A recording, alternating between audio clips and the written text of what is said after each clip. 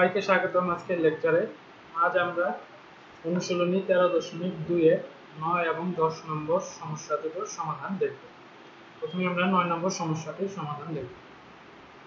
9 নম্বর সমস্যাটি হচ্ছে 1/√2 minus 1, √2, dot dot dot. ধারাটির কোন পদ 8√2? এটা আমাদের বের করতে হবে। আমরা ধরি ধারাটির n-তম পদ a into r to the power n-1, n-তম পদই হচ্ছে 8√2, যেখানে a হচ্ছে ধারাটির গুণোত্তর ধারার প্রথম পদ, r হচ্ছে সাধারণ অনুপাত এবং n হচ্ছে আমাদের n-তম পদ। সেক্ষেত্রে আমরা বলতে পারি ধারাটির প্রথম পদ a হচ্ছে আমাদের এখানে দেওয়া আছে 1/√2, আমরা লিখি 1/√2। আর হচ্ছে আমাদের বের করতে হবে যে কোনো পদকে তার পূর্ববর্তী পদ দ্বারা ভাগ করতে হবে। আমরা যদি বলি -হাফকে আমরা তার পূর্ববর্তী পদ দ্বারা ভাগ করব, তার মানে 1/√2 দ্বারা ভাগ করব, তাহলে আসে এখানে -√2। এটা হচ্ছে আমাদের সাধারণ অনুপাত। বা আমরা এভাবেও বের করতে পারি, √2 কে ভাগ করব আমরা তার পূর্ববর্তী পদ -1 দ্বারা, তাহলেও কিন্তু আমাদের -√2 আসবে। এটা হচ্ছে আমাদের r, তাহলে r এর মান -√2 to the power n-1, 8√2। আমাদের n এর মানটাই বের করতে হবে। ধারাটির কোন পদ 8√2? আমরা ধরেছি n-তম পদ 8√2, তার মানে n এর মান আমাদের বের করতে হবে। আমরা এখান থেকে লিখতে পারি n-1 √2 দ্বারা এভাবে বজ্র গুণন করে দিই, তাহলে আমরা √2 এর সাথে √2 গুণ হয়ে যাবে, 8 into 2, তার মানে আমাদের আসে 16।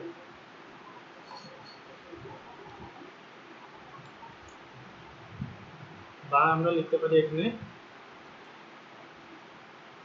-√2 তার পাওয়ার n-1। এখান থেকে আমরা লিখতে পারি 16কে আমরা লিখতে পারি 2 into 2 into 2 into 2, 2 2 4, 4 2 8, 8 2 16, এভাবে আমরা লিখতে পারি।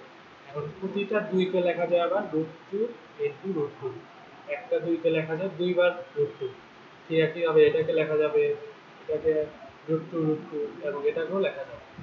তার মানে আমাদের √2 প্রথমটার জন্য, পরেরটার জন্য √2, পরেরটার জন্য √2, একইভাবে তারপরেরটার জন্য 2 2 2 2।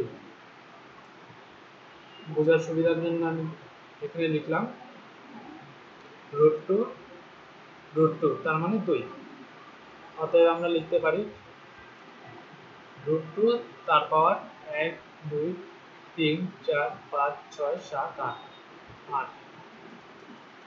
এখন আমরা যেহেতু আমাদের বাম পাশে -√2 রয়েছে, আমরা কিন্তু চাইলে ইচ্ছাকৃতভাবে -√2 তার পাওয়ার 8 দিতে পারি। কেন দিতে পারি? কারণ আমরা জানি যে -1 এর পাওয়ার যদি কোনো জোড় সংখ্যা হয়, -1 এর পাওয়ার যদি কোনো জোড় সংখ্যা হয়, তবে সেটা +1 আসবে। আর -1 এর পাওয়ার যদি কোনো বিজোড় সংখ্যা হয়, তাহলে -1 আসবে। এখন আমরা এখানে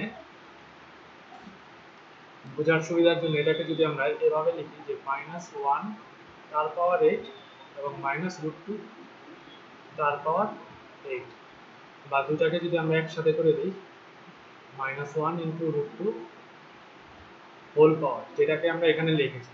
এই দুটা লাইন আমি বোঝার সুবিধার জন্য করেছি। এটা হচ্ছে আমাদের -1 into √2, একেবারে হোল পাওয়ার 8। আর আমরা জানি -1 এর পাওয়ার যদি জোড় হয় তাহলে +1ই আসবে, আর -1 এর পাওয়ার যদি বিজোড় হয় তাহলে -1। যেহেতু জোড় এখানে 8 একটি জোড় সংখ্যা, তাই -1 আমরা চাইলে লিখতেও পারি, কারণ -2√8 কিন্তু একই রেজাল্ট আসবে। 2√2 to the power 8 এবং -√2 to the power 8 একই রেজাল্ট আসবে। এটার মান হচ্ছে 16 এবং এটার মান আসবে আমাদের 16। অতএব এটা কোনো সমস্যা হয় না। কিন্তু আমাদের সুবিধার জন্য যেহেতু বাম পাশে -√2 রয়েছে তাই আমরা -√2 লিখলাম। আবার আমি দিচ্ছি এখানে -√2, তারপর n-1 আর এখানে আসলো -√2 তারপর 8। অতএব যেহেতু ভিত্তি সমান দুই পাশে, অতএব তাদের পাওয়ার বা ঘাত সমান হবে। সুতরাং n এর মান হচ্ছে আমাদের 9। তার মানে ধারাটির নবম পদ হচ্ছে 8√2। এখন আমরা পরবর্তী সমাধানটি দেখব, তার মানে 10 নম্বর সমাধানটি দেখব।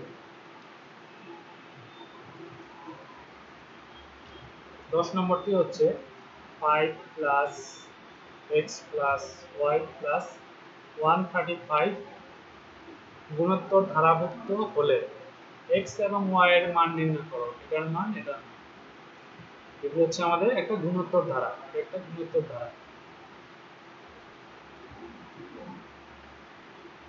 তাহলে x এবং y এর মান কত সেটা বের করতে হবে। যেহেতু গুণোত্তর ধারা আমরা জানি, গুণোত্তর ধারার যে কোনো পদকে তার পূর্ববর্তী পদ দ্বারা ভাগ করলে সাধারণ অনুপাত বের হয় এবং সাধারণ অনুপাত সমান হবে। অতএব আমরা লিখতে পারি x/5 যেটা আসবে সাধারণ অনুপাত, সেটা হবে y কে যদি আমরা x দ্বারা ভাগ করি তাহলে ঠিক একই মান আসবে। ঠিক একইভাবে 135 কে তার পূর্ববর্তী পদ y দ্বারা ভাগ করলে একই মান আসবে। যেহেতু এটা গুণোত্তর ধারা, এটা হচ্ছে আমাদের, আমরা লিখতে পারি সাধারণ অনুপাত এবং গুণোত্তর ধারা সাধারণ অনুপাত সমান। এখন যদি আমরা এখান থেকে লিখি, এই দুটোর থেকে যদি আমরা লিখি তাহলে আমরা লিখতে পারি x² সমান y। আবার আমরা যদি এটা এবং এই সমীকরণ দুটো থেকে লিখি, এটাকে একটা নাম্বার দিই, এই দুই সমীকরণ থেকে যদি আমরা লিখি তাহলে লেখা যায় y² সমান 135 ইন্টু x, 135 ইন্টু x। বা এখান থেকে আমরা লিখতে পারি y সমান x²/5। এটাকে আমরা 1 নম্বর সমীকরণ লিখি। এটাকে না দিয়ে আমরা এটাকে 1 নম্বর সমীকরণ লিখি। তাহলে 1 থেকে y এর মান এই সমীকরণে বসাই। এখান থেকে যে y এর মানটা পেলাম এখন আমরা এখানে বসাই। তাহলে আমরা লিখতে পারি x²/5 135 x।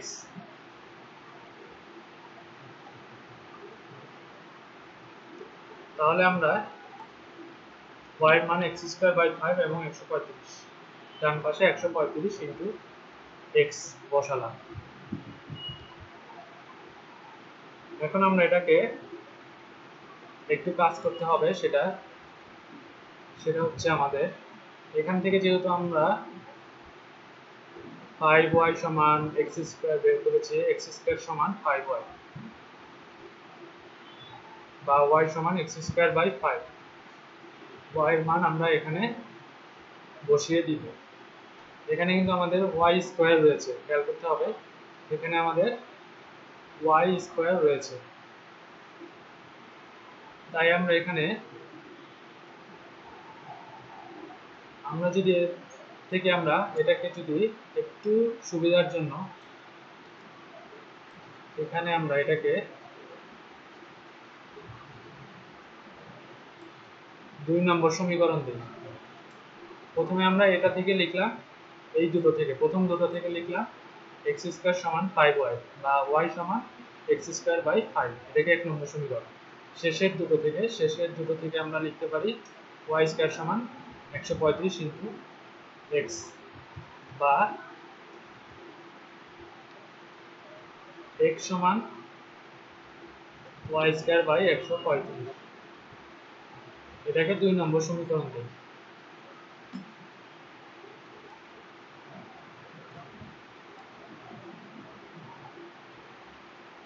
এটাকে 2 নম্বর সমীকরণ দিলাম। এখন আমরা এখান থেকে y এর মান 1 থেকে y এর মান 2 এ অথবা 2 থেকে x এর মান 1 এ বসিয়ে দেই। তাহলে যদি আমরা 1 থেকে y এর মান এখানে বসাই তাহলে আমরা লিখতে পারি y², তার মানে x⁴ 5 স্কয়ার, আর নিচে রয়েছে আমাদের 135।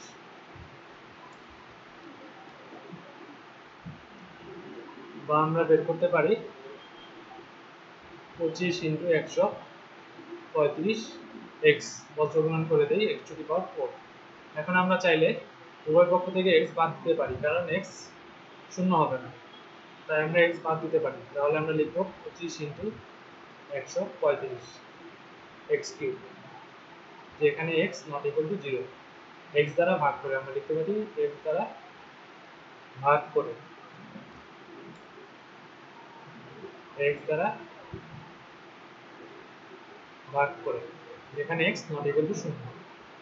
বা আমরা লিখতে পারি x কিউব সমান 5 স্কয়ার ইন্টু, এটাকে যদি আমরা 5 দ্বারা ভাঙাই তাহলে লেখা যায় 5 ইন্টু 5 2 10 আর 5 7 35। বা আমরা লিখতে পারি 5 কিউব ইন্টু 3 কিউব, x এর মান আসে আমাদের 15, যেহেতু এটাকে আমরা এভাবেও লিখতে পারি 15 কিউব। যেহেতু আমাদের ঘাত সমান তাই আমাদের ভিত্তি সমান হবে, তার মানে x এর মান আমাদের 15 আসে। এই x এর মান এখন আমরা 1 নম্বর সমীকরণে বসাবো। x এর মান একে বসিয়ে পাই, তাহলে y এর মান আসে 15 স্কয়ার বাই 5। 15 স্কয়ার হচ্ছে আমাদের 225 বাই 5।